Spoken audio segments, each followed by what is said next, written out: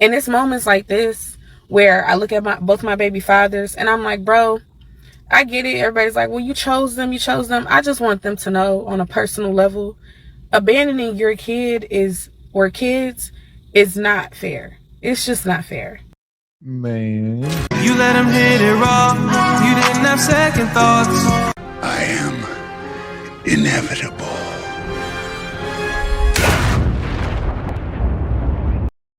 So here we go. Stay with us. We got 2 bonquishas, 5 nug-nugs, at least 5 kids. It's dark. Being a single mom is the hardest thing I've ever done. Yeah! Boom shakalaka! Bonquisha, all right? She says, where the simps at? Trump cut my benefits. She says, girl, I can't believe T-Money really cut our benefits. And then she says, She says, I know, but did you text that man who drive the FedEx truck yet? It says, when the free lunch ends, the hunt for free dinners begin. It says, they ain't looking for jobs. They're looking for generosity. The same ones who laughed at 9 to 5 men now praying for the one to call them back. Fellas, don't fall for it. I miss you text. It says it's code for my fridge is empty. There you go. We've been saying that Mr. 40 hours don't fall for it. Yeah, now Miss thicker than a snicker, all intrigued all of a sudden in your modest Toyota and your khaki pants. No, sister, going with Nug with the J's and the Hellcat like you like. Let them suffer until they come crawling on bare knees. It says oatmeal pie stomach Tremaine. It says when Trump cut the benefits, girl, I just had this baby for the food stamps and now he talking about cutting them off. It says had another baby just for the benefits. Now she realized T-Money don't play about the free checks. That's hilarious. Look at that. Look at that oatmeal pie. Look at her. Hey, I got y'all pegged. Got y'all figured completely out. That's unfortunate. Only a husband love that oatmeal pie. Look at Big Mom back there eating Pop-Tarts and can't help you. Look, she unbothered. This looked like a scene out of Precious. Like going down to the welfare. That was so grim, but so true. Going to the welfare. What you doing? Go and get the food stamps so we can get by. It says she's back. The baby daddy ain't answering. Says, ain't none of my baby daddies answering the phone since the benefits got cut off. It says she calling all 5 of her baby daddies. Says, what did it say? Girl, they probably blocked your number because they know you about to be asking for pamper money. That's what Big Mom's saying. It says she called all 5 of them like customer service, but ain't nobody answering. When the free benefits stop, the excuses start. Tried to warn you, ho. It's just the writing on the wall. This is hieroglyphs at this point. Nothing to see here. Nothing to see. Look at the TV. Benefits officially suspended. They just sit there watching CNN all day, waiting. They back. Bonquisha just pacing back and forth from the living room to her bedroom. And in her mind, every hour go past, the desperation to sell Kuda Kata on the curb just keep lingering. And eventually, she's like, Ma, you gonna watch the kids? The mom like, where you going? Girl, it's 11:30. So, Ma, I gotta go out. I'll be back, Mom. That part. And yeah, I'm not sure about the name on these. AIF up too. What is it? What is it saying? I look like Tremaine. Yeah, Tremaine. Yeah, definitely call her Tremaine. Down bad. The part of parenting or single parenting that But nonetheless, here we are. All right, these single moms, they down bad. The part of parenting or single parenting that nobody talks about is being offered jobs and you can't even accept the jobs because you don't know how you gonna get your kids to and from daycare, or who gonna watch them on the weekends if you need to work, or anything in that nature. I absolutely love my kids to death, but if I could talk to the younger me, I would tell me to wait. I would tell me to wait to have kids until I know that I either am financially stable or I'm having a team behind me that can help me, because everybody needs a community. Wait a minute.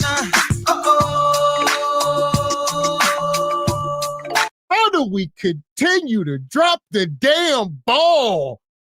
You was all the way there and y'all fumble on the 1 yard line as you walking into the touchdown. You can't make this up.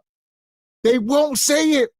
Bonquisha said, I was tell the younger me not to have any kids until what, Bonquisha? Give us the golden word.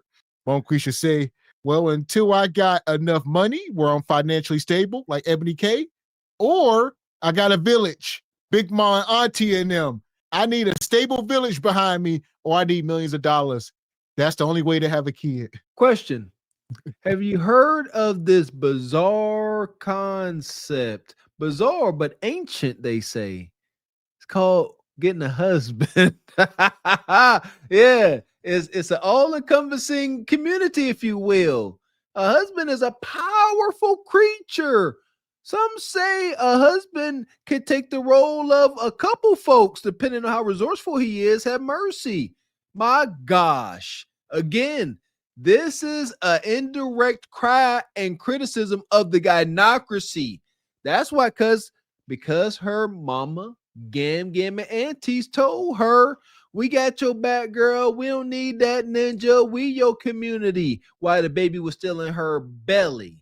But as soon as it spills out of her, they all got this cry. Because now Gam, mama, and auntie got their own lives. That community they lied and said they was going to provide for you, it never happens, or it's short-lived because you don't realize your role.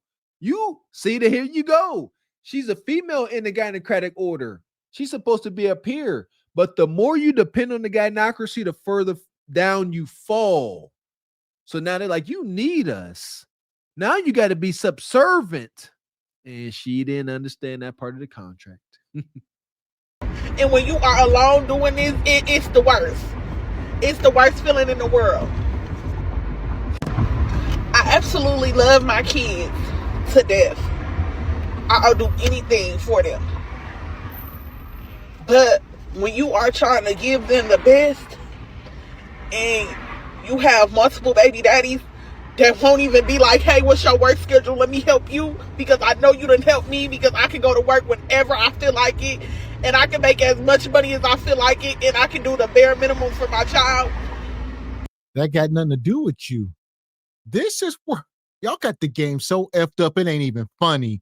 You can wipe them tears away. He gonna say, why can't my baby daddy come help me do like I helped him? Because he can go to work whenever he want. You didn't help him. You just screwed yourself. We used to ask this question week after week after week. Who suffers the most? Outside of the children, obviously. We talk about Bonquisha and Nug Nug. Nobody want to answer it because they know the answer. This person on the screen is suffering. She just told us Nug Nug still living his life, getting cheeks, working, doing whatever he wants. Thank you. Thank you. It's been a long time. Whoever is affected the most in the situation needs to take the most accountability. I know I would.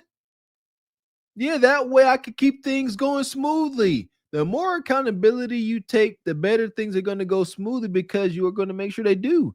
But if you are trying to place, if you're driving the vehicle and you want to place accountability on your safety on the passenger, good luck with that. You are the one in control. You can't be, and this is the problem with the gynocracy, right? They claim all control, but want zero responsibility. A wicked dynamic. It's sickening. It's sickening. I agree. And I'm not dealing with one, not two, but three men that fail to realize that they mama needs to work too. And it hurts me to the core because I try to do as much as I can.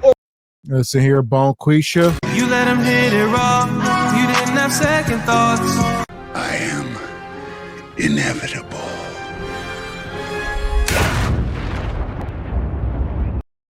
We ain't doing this. This is the wrong channel to get any sympathy and empathy. Only shame and accountability. I mean, we can't do nothing with you besides cautionary tale. And this is a hell of a cautionary tale because she's speaking. She's telling some of her truths, and we can use this to save lives. But at the end of the day, you let him hit it raw. You didn't have second thoughts. Come on, sisters. Come on now. Three dudes, man. Just skeeting all up in through you, having a absolute way with you. That's not natural. It's an accepted norm in this effed up society, but it ain't natural. We organic creatures, our body, y'all ain't made to take all this different organic material all up and through you. His skeet. That just all man. Then y'all wonder why y'all out here smelling, all aquatic. Work around these men's schedules, far as pick up and drop off, and I always get the shit end of every stick. I try not to be the baby mama that's calling, complaining, or even asking for too much or nothing. So when I can't even take a job that they know that will better their kids' life because their kids are primarily with me, it hurts me. It hurts me because I don't ask. I don't bother. I don't tell if the kids need diapers or if they needed shoes or if they needed socks or anything. I'm not that type of mother. Even if I didn't have food, I would go to a food pantry before I called them and asked them, hey, can you help me with food? Because food stamps don't always feed the kids. It hurts me to the core. It hurts me. But I'm finna start standing on business. I'm gonna have to, and I don't give a fuck. Because this shit is ridiculous. It's becoming ridiculous. This morning, I went to go work out, but this morning with my kids was not a good morning. My children were giving me the freaking blues at every step of our morning routine. And it's moments like this where I look at both my baby fathers and I'm like, bro, I get it. Everybody's like, well, you chose them.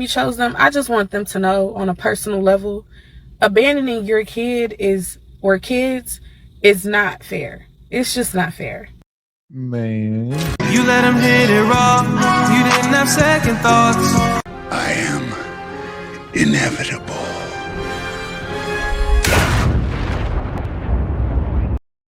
So here we go. Stay with us. We got 2 bonquishas, 5 nug-nugs, at least 5 kids. It's dark. Being a single mom is the hardest thing I've ever done. Yeah! Boom, shakalaka! Amen. Amen. I would rather go through high school football camps all over again, the fire academy, MMA training before I ever thought about being a single mom. Ain't no way, boy. Thank you. We got to drive the point home. Ladies, becoming a single mom, especially by choice, is the absolute worst thing you could do in your whole life. You better off laying on the railroad tracks. You know what I'm saying? And wait for that to come. I swear for Lord. Swear to goodness. Me carrying all this weight, I can do it. I've been doing it. But it's not fair. Because there was a point in time with both men, I would have done anything for them. I truly love them. They were the ones who stepped out of our relationship. I wasn't the one who destroyed us. So to leave me with our child/children, it's just completely unfair. It's unfair to me. It's unfair to our girls. Like, I've already had to endure the heartbreak. I already had to, heal from that.